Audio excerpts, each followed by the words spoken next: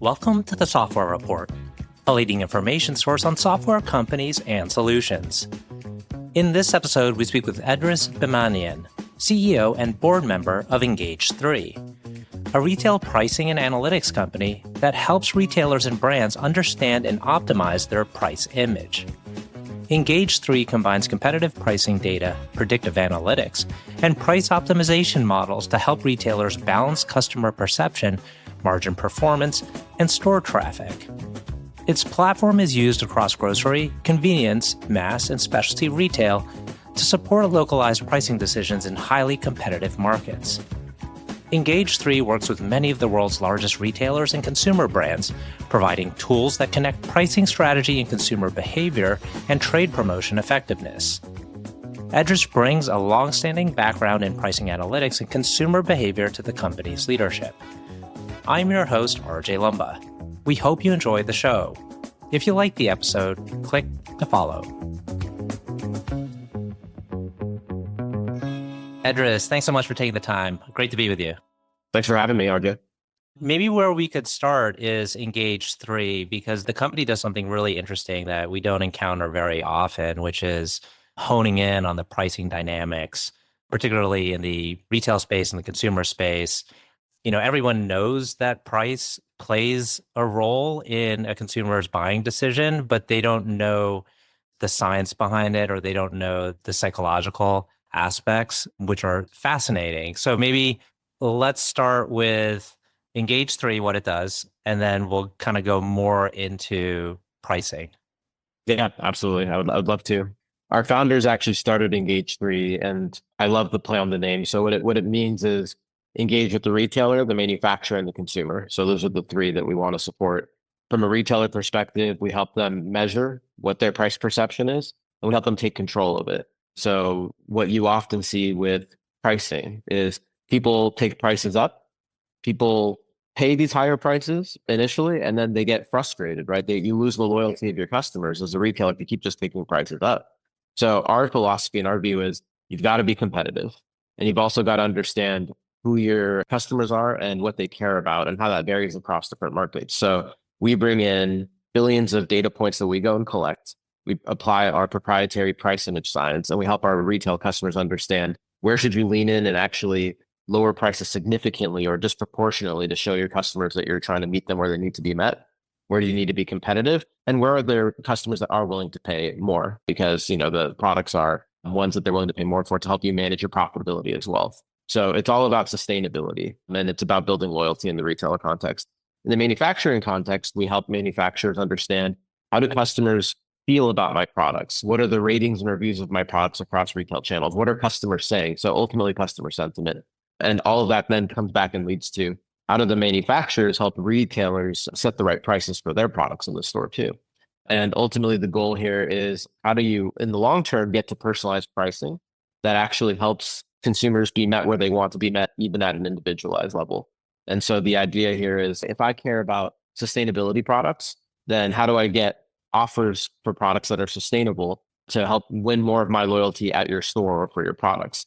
If I care about budget and I really just need to optimize for my budget, how do I go and get the right, deals in front of those folks? It's never one or the other, right? It's always somewhere in between. So you're trying to meet consumers where they need to be met. And our goal is to bring together the data, the AI, understand our customers' requirements from a financial health perspective, bring those things together, help them build sustainable long-term loyalty with their customers. Do manufacturers adjust their pricing based on the retailer? So meaning, because I always thought it was just like, okay, this is the wholesale price. That's what the manufacturer will sell to the retailer for. But will they actually say like, oh, we can adjust our pricing for this retailer either up or down based on what that retailer can get at from their location or online presence? In most cases, the retailer set the prices, Right. To your point, but they'll work with the manufacturers to, in some cases, help them think through, how do we set prices that benefit the total category? So there was this concept called category captains that was very popular in the past, which is retailers would work with the leader in a category, and the leaders in the categories would come up with recommendations, would say, hey, if we take this strategy, everyone in the category will benefit. And so that was a model that was very popular at a point in time. Retail has been evolving a lot. Retailer manufacturer relations have been evolving a lot. And so ultimately the manufacturers and the retailers will have negotiations Larger retailers will have better leverage to go negotiate for different costs. Manufacturers will do different things like deploy trade promotions, and they'll use promotions to go and drive better volume for themselves. One interesting stat for you to know is that every year in the US alone, there's $100 billion spent on trade promotions. And according to Nielsen, two-thirds of those promotions don't deliver positive ROI. And so there are a lot of dollars out there that are trying to influence purchasing decisions, and it's being used suboptimally. And so the question is, how do I use data? How do I use understanding of my own customers? How do I use AI operationally to bring these things together and drive a higher ROI, whether it's on my base pricing that I have at the shelf that everyone sees, promotional pricing that might, be variant based on time, location, so on, or even down to more recent situations, more personalized offers that might go out to segments of consumers. And so do you work with all kinds of retailers, all sizes of retailers? Like CVS is like an obvious example, but like, is that type of company one that you would engage with? Yeah, we work with the largest retailers in the world, but we also have single store retail customers using our data and our insights. And so those are, almost mom and pop shops, right? Where the store is their business and their livelihood. And so it brings a lot of satisfaction and makes you have a lot of gratitude when you help someone at that scale, because that is their entire livelihood too. So it works on either end of the spectrum. It works with brick and mortar stores, e-commerce only stores, anyone in between, really. Yeah, I would think like e-commerce is like a big market. I mean, there's all these like independent e-tailers, that are selling either their own proprietary products or they're selling someone else's, but that understanding how to price is very difficult. Yeah, totally. And what's interesting is when we speak at conferences, there's an immediate assumption that, oh, you're taking prices to be more dynamic, right? In an e-commerce context, for example, are you more dynamic? Or are you just taking prices up or down? What we've actually found is that if you are too active or too frenetic with their price changes, you're actually losing trust, right? Consumers don't know, if I'm buying in this moment, am I actually worse off than if I wait a day or a week or a month? The airlines got a lot of black eyes when they try to get a little bit too aggressive with dynamic pricing, right? So at conferences, people are surprised when we say, actually, when we come into a retailer or a new environment and we're deploying our solutions, we'll actually find that we might even recommend fewer price changes, right? We want to build trust with the consumer. It's not about maximizing short-term profit in this context, because if you maximize short-term profit, you're going to lose your trust in your customers. You're going to lose your long-term profitability.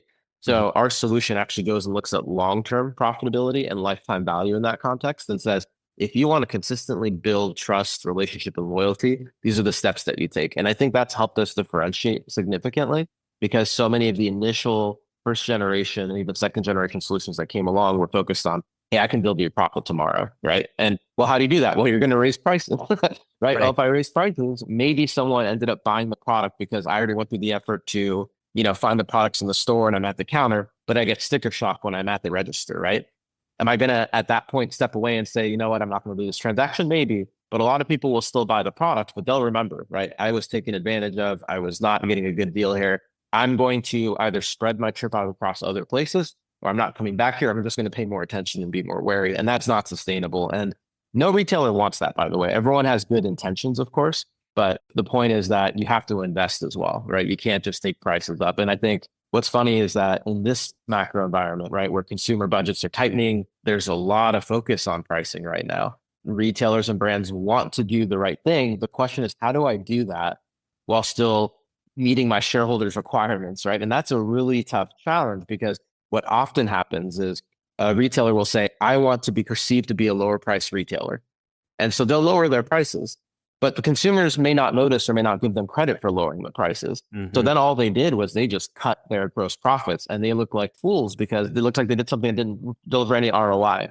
And so then to make up for that, they have to raise prices again, right? So it's this challenge that they go through. And so the question is, okay, if you're going to go and claim a position and be perceived as better value than you are today, then what are the prices and the products that are driving your price image? That's a proprietary metric that we have that you should really lean into, that your customers will look at and say, okay, yes, this retailer is paying attention to the products I care about and is giving me good value. And that's going to vary from consumer to consumer. It's going to vary from location to location. It's going to vary from category to category. And so ultimately, those that take both a short-term lens of reality, but a long-term lens of what's possible and bridge those two things together are the ones that will continue building trust even in challenging environments like this. Is it possible to just keep prices fixed. For example, Apple products. I feel like you're not going to burn time looking at which retailer you can get the cheapest pricing on for Apple products. They tend to be the same. So you're just going to buy it. So I feel like it Yeah. almost speeds up the ability to generate sales by just keeping prices fixed. Yeah, and that's a great example. And I would say Apple is a premium product, so they've already built in a healthy margin for themselves. So they're happy to sit on a consistent price for a while, right? When you're dealing with, let's say, groceries or commodities, right? A lot of people do that. And a lot of people today, if you look at promotional campaigns, they're saying, hey, we have rewound our prices to prices that you saw 5 years ago, right? So there were some Thanksgiving campaigns around that a few years ago, even. So people are trying to do that in certain cases, but it's difficult to do when your costs are evolving. So you have the cost of labor going up as one example. You have the cost of doing business going up in other cases due to a variety of factors. And so some folks are actually and have been sitting on their prices. Tariffs are a massive situation too, right? And that's been in the press a lot. People have sat on those where they can. In other cases, people have admittedly used that as a reason to go and take prices up, right? Even ahead of the cost hitting them, but in anticipation of the tariffs coming in. So the short answer to your question is there are some folks who are doing that. And I think the folks that have more premium branding are one end of that can withstand that. Then there are other folks who are everyday low price retailers or everyday low price value brands who are taking that position and saying, we're still going to be the best value that you can find in the market. And they're winning because of that. But not everybody necessarily is purely just looking for the lowest price. Some people want the store experience. Some people want the higher premium product. Some people want product attributes that are also premiumized or more expensive to procure. And so you have different retailers meeting different needs. And as a result, they need solutions and data that help them organize all of this complexity to ultimately come back and say, with all these costs that are changing, with all these shifting consumer preferences, with the things that are happening in my supply chain, with the shocks, whether it was COVID years ago, the tariffs now, or something else, how do I bring all this together and just determine what's the price that gets me to my profit objectives that doesn't burn my loyalty, but actually either maintains or builds my loyalty going forward? And so I think what you described is definitely a part of the strategy. Your company has been consistently focused on more so this retailer and consumer space. Have you thought about going into other areas? Yeah, we initially started many years ago with grocery as the core focus, but we now do all kinds of general merchandise. So electronics, auto parts, over the years, office supplies. So anything that's a fast moving consumer good, we now support. What's also been interesting is we've been getting a lot of requests to help people outside of fast moving consumer goods as well. So we have customers that leverage our solutions to help them identify what is the market data on insurance products. That's an interesting one. Yeah. Restaurants are interestingly asking us questions, and we have some partners that focus exclusively on restaurants. We're getting a lot of questions on the things that you would expect that would have specialized solutions. And then there are specialized solutions, but they have difficulty procuring data. And so one of our specialties is we can collect data in an industry agnostic way, online or offline. And so even if we don't have a pricing solution to help someone in a completely different vertical we've never touched before, we can help them get the data that they need to fill into that solution, whether it's a SaaS solution they're using, an AI solution. Those are kind of converging. So it ends up being some combination of the two. So we're very happy to support people with data acquisition, regardless of what industry they are. And if they're in a retail business where they're selling products to consumers, we can help them measure the price perception psychologically, and then ultimately optimize the prices too. I feel like there's a lot of price perception and association with value when you're looking at clothing prices. Oh, yeah. Like the premium brands, I mean, you could charge like hundreds of dollars for, this has been well known for a long time, sneakers or, a certain clothing brand. It's like thousands of dollars to buy a coat. Who knows what the margin is on that? Maybe it's like 80% margins on those or higher. Any thoughts on clothing and pricing? Yeah, clothing's fascinating for the reasons you said, right? There's the brand side of it. You could just look at that on its own. Then you have materials, right? And so this isn't quite clothing, but I'll just give you an example. I was buying a new comforter for my bed. And I was looking at that. And I was like, well, what do I care about in a comforter, right? And I went and I looked online at multiple retailers' websites. And as a pricing guy, I nerded out about this a little bit. But now you can go and you can filter on materials, fabric, the source, country of origin, and dozens of other things. And I ended up buying a product that was 100% organic cotton. I'd never bought a 100% organic cotton product before, but I was looking at that and I did some research and I went into Gemini, right? And I said, hey, Gemini, like, is this a good product? And then Gemini came back and said, I give that product a B score or an 80 out of 100. And I said, why? And it gave me answers. And I kept iterating until I found something. And so in that context, I bought a comforter that was good for me because it didn't shed microfibers, for example. And so I was willing to pay a premium for that over what I might have just bought, a couple years ago. And that was really interesting. So coming back to clothing example, there was a big uproar recently when people found out that they can go directly to some of the manufacturers in China that were creating the products for the premium brands, and they could buy those similar products or the same exact products at a fraction of the price. Mm-hmm. That caused a massive uproar, particularly amongst Gen Z, I would say. And so to your point, I think everyone has to step back and reevaluate, what is my value proposition to my customers? Right. How do I think about my pricing in a way where, if I care about that audience, a very price sensitive audience that's paying attention to these things, am I taking the right position by being so premium relative to competition or relative to my costs? Do I want to come up with more affordable tiers of my products and expand my portfolio so I can meet that group? Or do I actually want to double down on my position and say, no, I am the premium provider. You're buying me because of quality, and you should be willing to pay because this is going to last for 10 years or 15 years, right? Use Nike as an example. Shockingly, my Nike running shoes have lasted me for the last 4 years, which is shocking because usually I have to replace them every couple of years. So maybe there's something to be said about it from a quality perspective. Maybe you're not running enough. That's true. You know what? You called me out on it, RJ. I set myself up for that. So Edris, tell us a little bit about yourself. I mean, you're at the CEO position. I think you started out, maybe you came into the company at another position, but tell us a little bit about your background and what you did even before the company. Yeah, I'll tell you about how I came in and then the before part. I was doing consulting work, and I'd been building some programs around entrepreneurship with the head of the MBA entrepreneurship program at UC Davis in California, and told him, hey, you know what I'm good at, you know what I'm not good at. If you know any startups that are looking for some consulting help, please let me know. And he introduced me to the founder of Engage3. And I met him with the intention of just consulting for, a month or so. And immediately I was fascinated. Within 5 minutes of meeting the founder, we went to the whiteboard and he started writing out that problem I described at the beginning. There's $100 billion of promotions and trade promotions. And at that time, it was 75% failed to deliver a positive ROI. Now it's probably closer to 66%. And the econometrician in me was just shocked by that problem statement. And I love the vision. And so a 1-month consulting project turned into a full-time job where I came in to help him build partnerships and think about strategy and build the team, which turned into, 10 plus years later, he and the board and others invited me to step into the CEO role. And I've had a blast scaling the company over the last 10 plus years. And we've evolved a lot. We've grown a lot. We've acquired a company in that period of time. We've gone global and we've launched a number of new solutions. So that's been fun.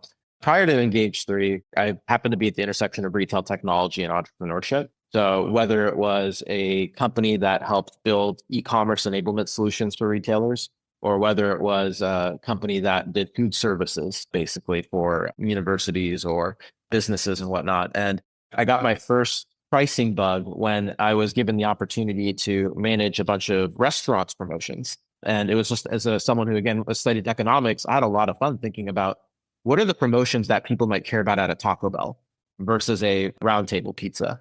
And it was what shocked me, and you'll appreciate this, was the promotions that were economically rational were not the ones that had good response. I came up with promotions with the team that were cool, I'm saving X dollars by making this transaction on an average basket. That got a mediocre response. But the moment I said, hey, buy a large soda and get a free taco, for whatever reason, the average ticket prices went up, the volume shot up. And so I got a completely massive response to those types of promotions. And that led me to realize, in economics, your core assumption is that consumers are rational, right? Yeah. And we are rational as a whole, but there's a lot of irrationality in how we look at things. And so the question is, how do you create value for people and create excitement? And I didn't realize that would turn into this pricing career of being so passionate now about pricing, but that was my first foray into pricing. So by also saying they're not rational, it's more they're emotional. Yeah. So like that, like the free taco. I mean, who doesn't want a free taco? So. Yeah, exactly. Yeah. And then people were delighted, right? And they were happier with that outcome than the other outcome. So it's really interesting. Now, if you expand that across the areas that we do business in, we have found the most shocking items to be the items that consumers really care about.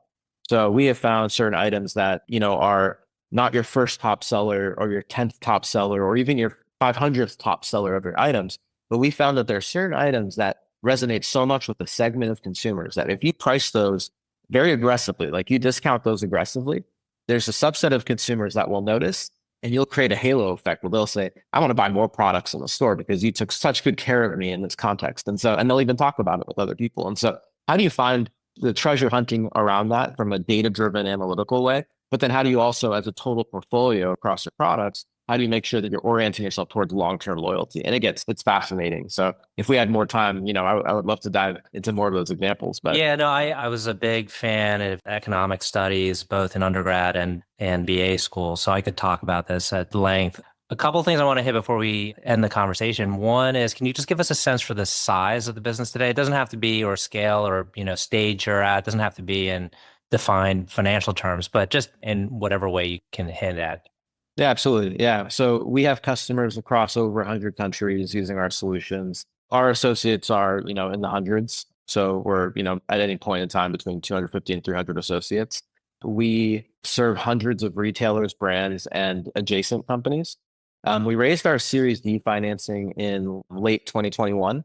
And, I would call us a late stage technology company in that context. Our investors include groups like Wells Fargo and growth equity investors, those that are in the space would recognize, and so on. And so our vision here is that pricing is such a universal problem and there's so much opportunity to get it right that we want to just keep investing and scaling and growing the company. And so our investors recently did an inside round that was a strategic investment for us to go and further push the envelope on how we're leveraging AI to drive actual outcomes for our customers. And so we just did that a few months ago. Excellent. Last two questions. One, and this veers towards more of the personal. Can you tell us about a person who has had a profound influence on you? Yeah.